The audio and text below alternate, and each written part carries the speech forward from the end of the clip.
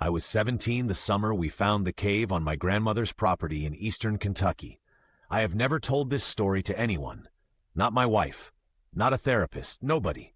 Sealing the cave after Grandma Helen passed should have helped, but it did not. What Lucas and I saw down there has never let go of me. I was what you'd call the nerdy kid back then. Thick glasses, skinny as a rail, the type who spent lunch periods in the library.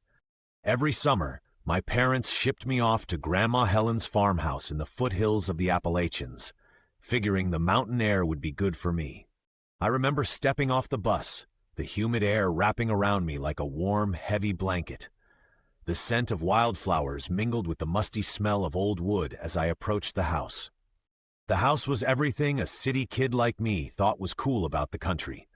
High ceilings, creaky wooden floors, wraparound porches, and dense forest in every direction.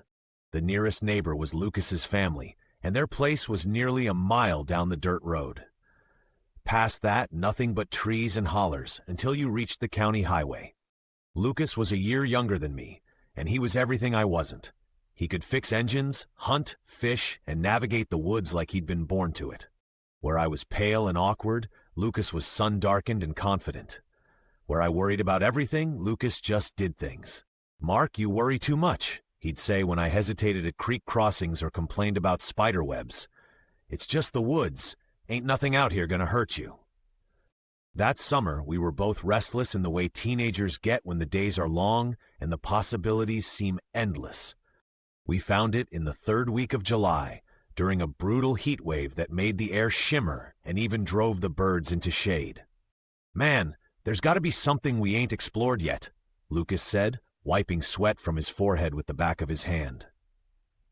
Through the foliage I saw a darker shadow, something that didn't fit the natural pattern of trunks and branches.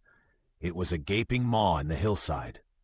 We shoved through the brush, the thorns scratching at our arms and the tendrils of spider webs clinging to our faces. "Holy crap," Lucas breathed, his voice filled with awe as he knelt beside the gap, peering into the dark. "Mark, look at this."